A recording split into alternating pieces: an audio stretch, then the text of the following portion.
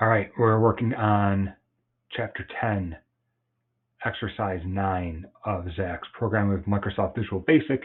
This is the Glasgow project. And we're going to start by creating a Windows format with this layout. So this is a health club, and we have a membership, either single or family. You can choose additional services. There is a basic fee based on your membership type, and then whatever the additional services add up to be, and you add these two together to get your monthly dues.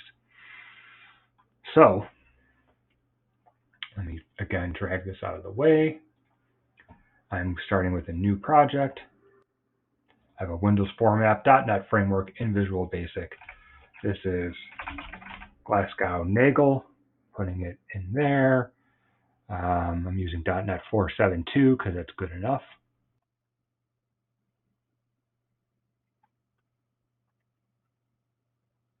All right, brand new, lots to do.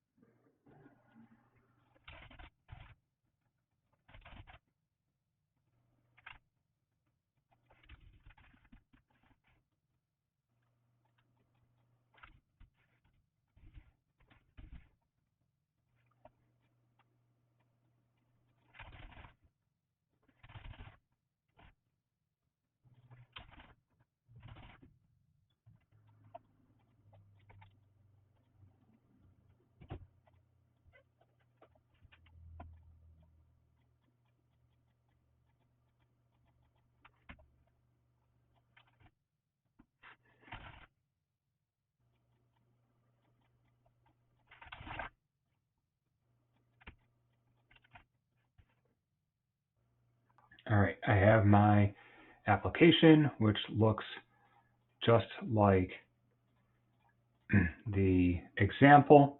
I've got some labels here for the output. I have a calculate and exit button, and let's start with the easy part.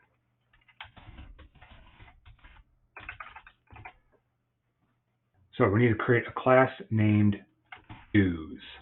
Okay, so I'm going to find Glasgow and then my project name here. I'm going to right click on this. I want to add a new item. This is a class, and this class name is dues. You don't have to add the extension. It'll add it automatically for you. And here is dues.vb. If you look at your folder containing your project files, there's dues.vb. All right, so we have a new class named dues. When you do this, make sure you click on the project name here, not my project. All right, if you click on my project, it adds it to the my project folder. That's not where you want it. You want it actually there in your project file. Okay. All right, so let's think about what happens when we click on calculate. All right, when I click on calculate, I want to determine if the user chose single or family membership.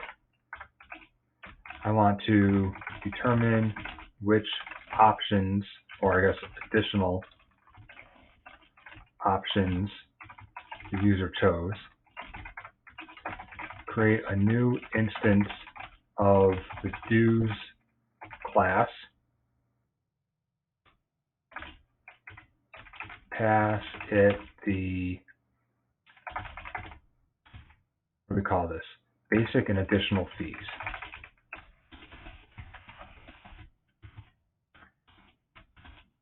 And then call, do we have a function name here?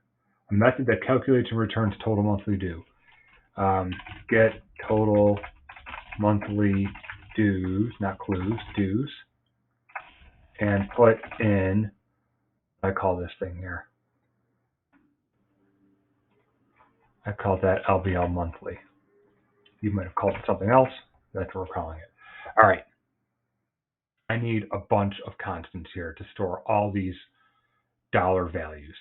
And because I'm only using it within the sub procedure, I'm going to put all my constants right here. So const membership single as double equals 50. So when I do this, because I want these things are related. So, I know when you hear related variables or related constants, you think arrays. We don't need to complicate this with an array. But I am going to start, instead of saying single membership, family membership, I'm going to start both of these with the word membership. I think it makes your code a little bit neater that way. And you'll probably see it more so when I write out additional golf as double. Now here's the thing. Talk about additional, you also have single or family. So we have single golf as an additional fee will cost you $25, right? But then we also have family golf will cost you $35, okay? And the way they wrote this out was actually to put all the single stuff together. So let's just do that. Tennis, and I'm just going to say RB. I don't want to spell it racquetball again. And the values for this would be 30 and 20. And we have family golf, a couple of duplicates there. Tennis, racquetball, and that's 35, 50, 30. Okay, so all of these constants come from the book, all right? Many different ways to do this, but these are the costs from the assignment. All right. So I'm going to create a couple of variables here. I'm going to say dim dbl, and we're going to call this basic fee and additional fee. So dbl basic fee as double, and dim dbl, I already forgot what that is, additional fee as double. All right, determine if the user chose single or family membership. So, we can run an if statement here on these, and I think we should do it that way. If, and I have radio buttons here, and I use RDO for my radio buttons. You might be using rad, just depends on, I don't know, where you get your prefixing from. So if it's single, then I know that dbl basic fee is equal to membership single, all right? And then I could put an else in here and say dbl basic fee is equal to membership family. So if you're a single membership, did they choose any additional services? So I can put in here if chk golf dot checked, then dbl additional fee plus equals, we're going to add to it. So when I create additional fee, let's set the default value to 0. And I'm going to add the additional fee as single golf. All right.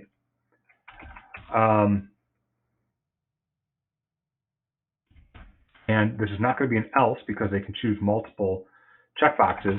So I'm going to say if chk tennis dot check, then dbl additional fee plus equals additional single tennis. And one more I have if CHK racquetball checked, then this is the racquetball fee. Okay, and then this whole thing I'm going to copy and put in the family section. And every time we have single, I'm going to put the word family in instead. So these are the family fees. So this is not pretty, right? This is, I don't know, not ugly code, but it seems silly to be using a class here, but that's what the example is. So all we've done so far is we've figured out what these fees are. And I feel like I'm cheating here, but when I read this, it says create a class named dues, which we have an empty class there, that contains 2 auto-implemented properties for the basic and additional charges. So using auto-implemented properties, we're just not worried about the get and set methods of these objects or these attributes or properties of the class. So I'm just going to say public property DBL monthly, what?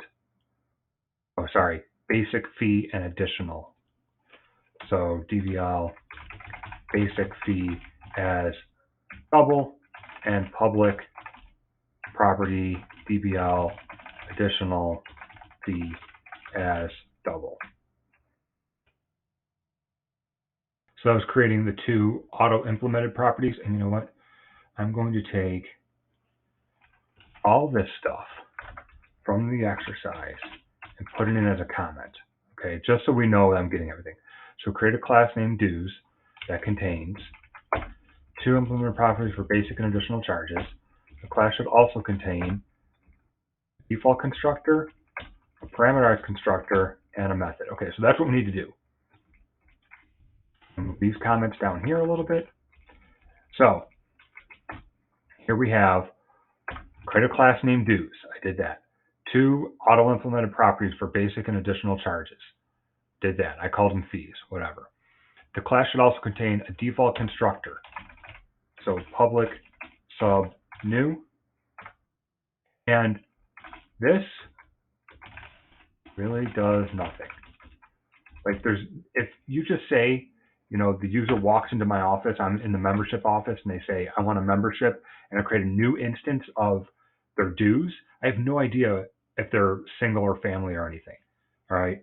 I don't know what to charge them. So, you know, if anything, maybe this will take DBL basic fee and set it to 0 and DBL additional fee and set it to 0. Okay. That's what that does. And then we have another constructor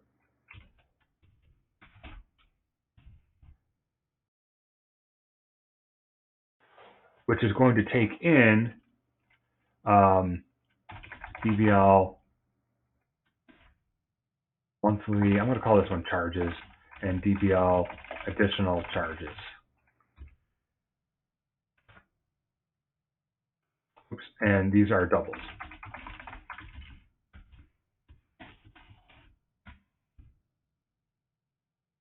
All right, so I need to set DBL basic fee is going to be equal to, oh, it's not monthly charges, it's your basic charge. So what I like to do is say, like, I need to know that this is like the incoming. Sometimes I like to put like this basic charge and DBL these additional charges, just so I know what this is. This particular instance, when this gets constructed with that value, take this argument and put it back into DBL basic fee. And also you can put the me constructor or the me object here, that references this instance of this class. So to me, that's a little bit easier to understand that, look, DBL basic fee of me, which is this thing right here. Once I click on this, all these are selected to show you that these are all the same thing, is equal to this basic charge. That's the argument that came in. All right, these additional charges are going into me.additional fee. Okay, and if we needed to, we can do other things there, but there's not really anything to do. And then a method that calculates and returns the total monthly dues. I'm going to say public function, because and returns, functions return things. I'm going to call this get monthly dues. This does not take any arguments because we're going to use these properties, and it returns a double. And what we're going to return is DBL basic fee plus DBL additional fee. All right, now let's go back to actually using this thing. So I figured out all the fees here. Determine which additional options they chose. I already did that, so let me just get rid of that.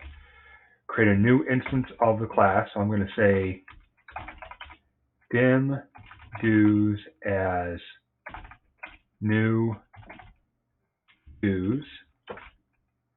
And what I'm giving this is I have my empty constructor, or I can give it the basic charge and additional charges. So DBL basic fee, DBL additional fee. That's the values that we figured out right here. All right. And then I'm going to call dues dot get monthly dues. Sorry, in my comment I said total monthly dues. So let's change that. If I go back to dues, I'm going to find get monthly dues, change it to get total monthly dues. And then I need to change where I called it here, get total monthly dues. Okay, so this is getting that value and then put it back into LBL monthly. So I can say LBL monthly dot text is equal to, remember this returns a double, so I want to make it toString, and we're talking about money. All right. Basic fee and additional fee. How are we going to populate those? Well, I can say, and I never even put that in here. So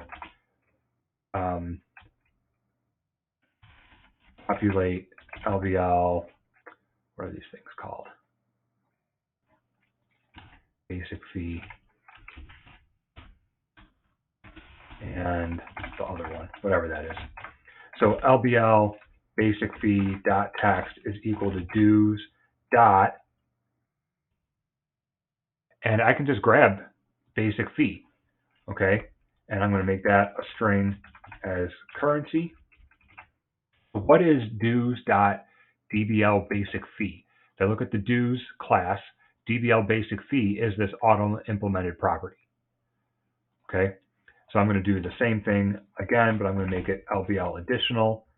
It's going to grab DBL additional fee. So these are the properties of the instance of this class, and get monthly dues is the method of this instance of the dues class. All right, so let's try this thing out. We coded a heck of a lot without even testing this. I have a single membership. I don't choose anything else. Basic fee is $50, no additional. Your monthly is $50. If I want golf, that added up. I want golf and tennis. If I want just tennis, tennis and racquetball, just racquetball is $20. If I say I want a family membership, all right, with tennis, or if I want everything, my total dues is $205. So a couple things I would do here. I would say that if I go to my designer here, on these radio buttons, when you have check changed, I want to clear labels, right? And you know what we're doing here. LBL basic fee dot text is equal to string dot empty.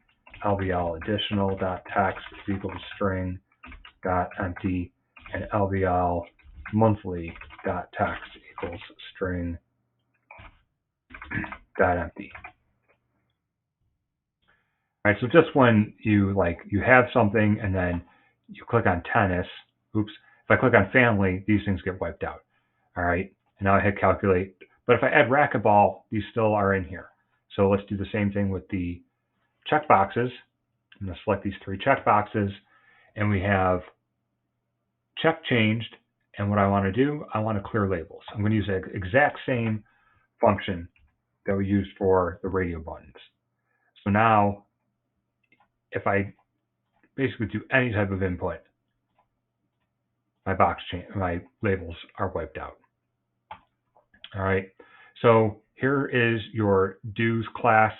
I don't know, probably not the best example here because I feel like most of your code is dumped into your main sub procedure here, the btn calculate.click. But when you do look at what the assignment says, that's all it needs to do. This particular class is just have two auto-implemented properties, default constructor, parameterized constructor, and a method that calculates and returns the total monthly dues. So yeah, maybe not the most useful example, but we did make a new class and added it to our project. So just test it, and that was exercise 9.